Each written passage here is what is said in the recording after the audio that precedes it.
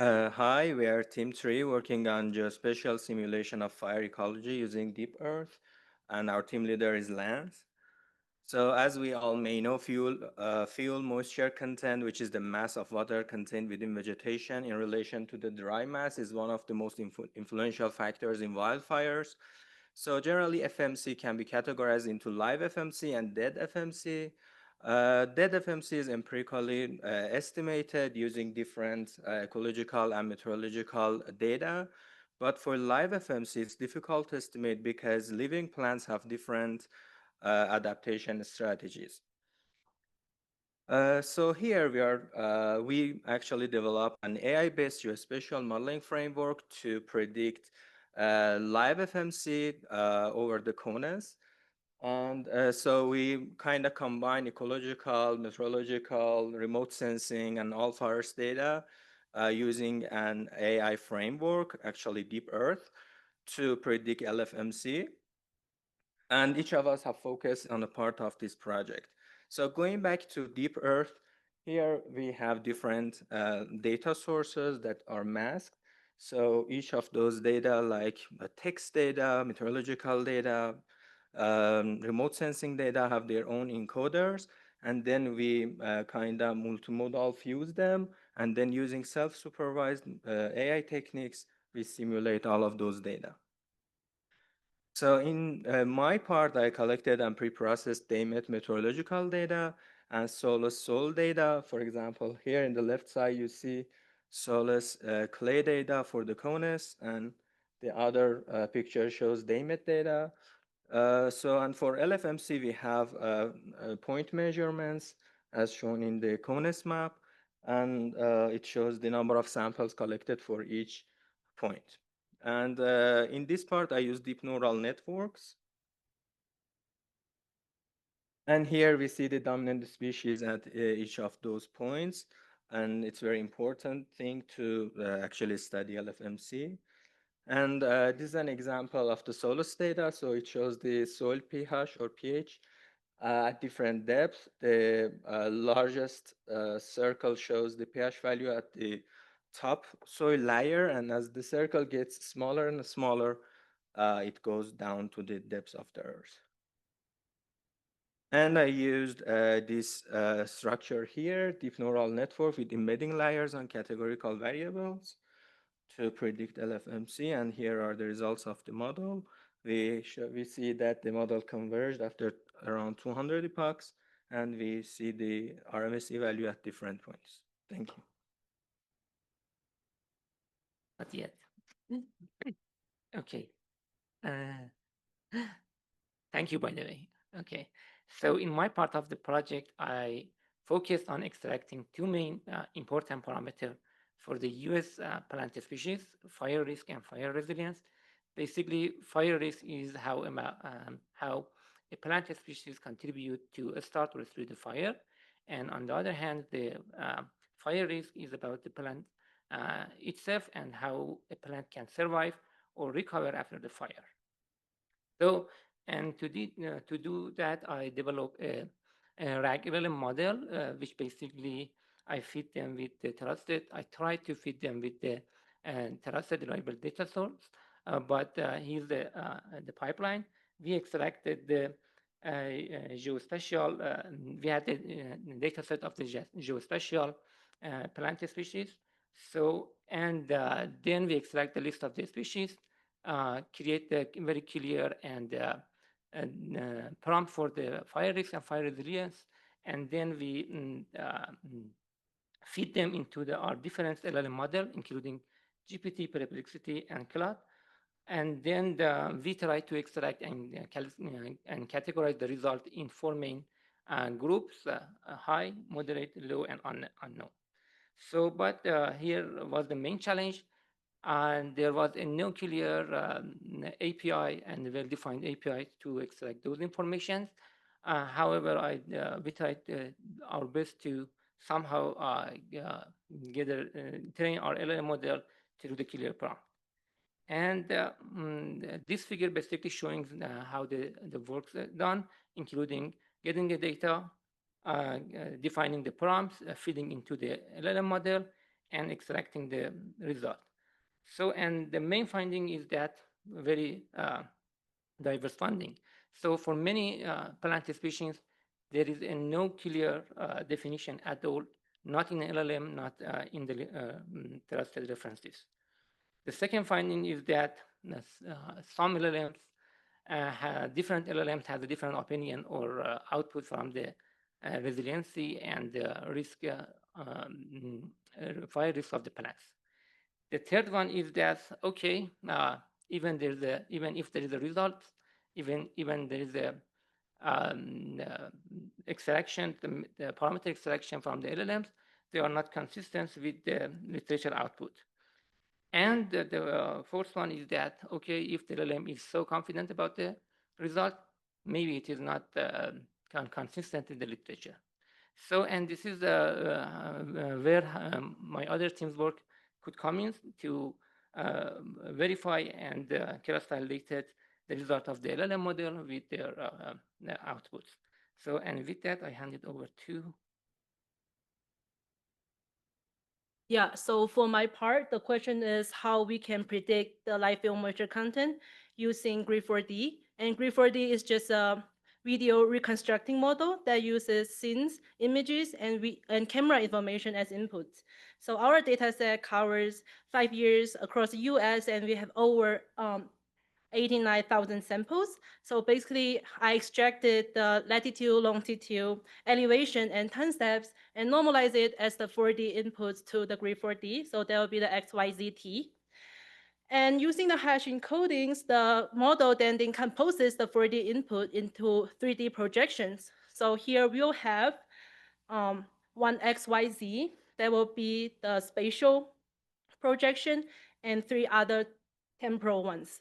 So you can imagine this process as generating a unique 128 dimensional fingerprints at each point, encoding the physical features and temporal behavior. And then the feature vector will be simply fed into a simple MLP regression head, which outputs a single value prediction, the LFMC. Let's quickly look at our results. So actually our models has achieved very good performance with minimal training. The results here just showing with 100 Apple training, 1 second for each Apple training on 108 NVIDIA GPU. And so you can see from the visualizations that the Grid4D model actually learns from the data sets, the space and time features. So look at the colors, they are matching very well with minimal errors. And look at the temporal evolutions. The Grid4D captures the yearly fluctuations and maybe some seasonality as well. Yeah, so I want to really highlight here is Grid4D can be applied on almost any data set that we have, since we have the coordinates and time for our Geo AI data sets. And it has great potential. I'm really happy to say that. And overall, our space-time feature embedding will be integrated into DeepEarth multi-modal fusion and eventually be applied for fire ecology detection.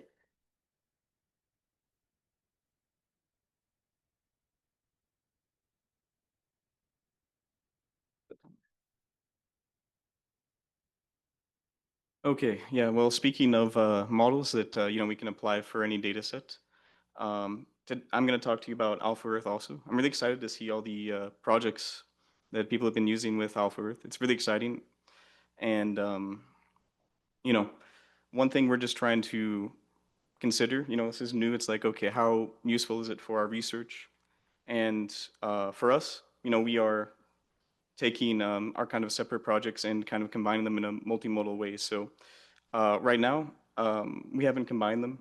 So right now, this is just literally you input the embeddings and you try to output the live fuel moisture content. And I should really emphasize too, this figure you're seeing, like 1 month ago would be impossible because,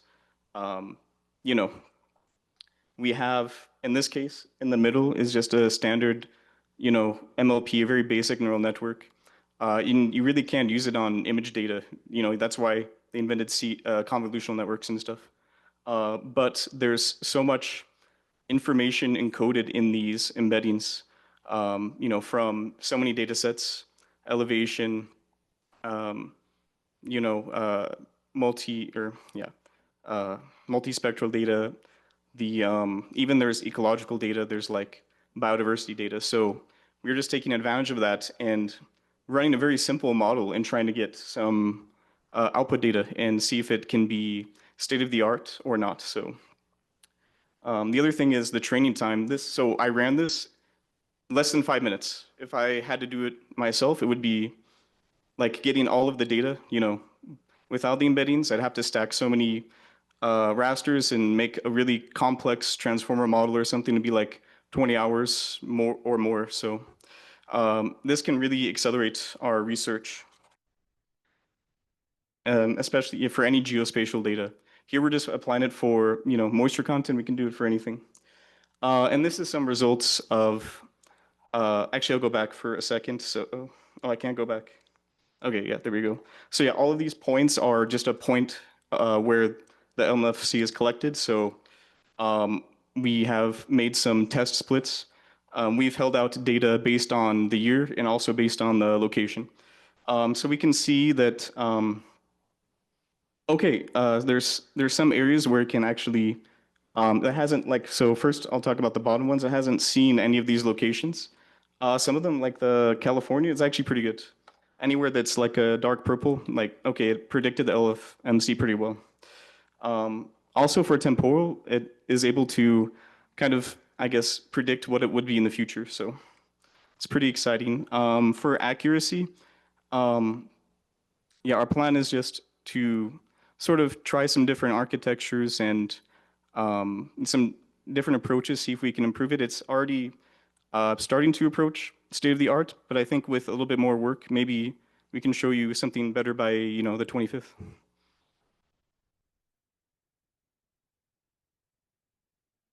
Okay, so this is like the last part of our project where we're trying to investigate this VJAPA model, also to predict the LFMC. But the caveat is this model is actually a vision model. This is a large vision model trained by Meta, self-supervised training based on like 1 million hours of YouTube videos and 1 million images. The idea about this model is they're trying to have a smart structure to convert large visual information into a low dimension embedding. And the argument is that they have been doing this pretty successfully through this structure. And the result, VJAPA2 model, is actually applied with basically various different post-training modules to achieve, knowledge gaining, prediction, and planning tasks. They're all mostly applied to just like motion videos. But our idea is, hey, can we use this visual model to, geospatial, to aerial image, right? So the input I'm trying to feed into this model is NAIP, they are high resolution aerial image from the USDA. The idea is we want to see how a generalized visual model can applied on geospatial data can get embedding of the landscape structure itself and whether it can retain enough knowledge and understanding for us, right? So another very interesting way we set up the experiment is the VJAPA model initially was targeted to videos, right? Videos are sequential of images that's like goes through translation of time. There's this, Lens has this very philosophical argument about, translation of time is parallel to translation of space. And so instead of feeding the model a still image, we actually try to feed the model a sequence of image that moves through the landscape. And, that's like interesting application where it allows us to cover just like more information, more space within, one run, like one path run of the model. So, nope. Okay, so is there a way to click go? Because that's a video. So here's like some, hey, tech folks, can you, oh, sorry. Okay, I'll keep going. This is actually a very cool video. It's not showing. We'll try to get that now. Yeah, so yeah, basically, these are preliminary results. We haven't get really into the prediction phase, but we have successfully extracted embeddings from these sequential of aerial images. That's basically a proof of concept to say, okay, when we have similar landscapes, we do see similarity in the embeddings. The video is a 3D color-coded representation of a 1024, embedding space. So, we're just trying to argue that, okay, these generalized vision models actually can retain geospatial insight. The goal of this set of model is always predict this FMC. We're trying to show that a small data paired with a pre-trained large model can enhance our understanding. I think this is a very promising path for a lot of data scarce areas that you try to make model on. We're going to have to unfortunately cut you guys off because we have to make sure that everyone can eat lunch before they catch flights. So as we kind of mentioned, we have to be kind of a little bit ruthless with time, but they do have the video. Thank you.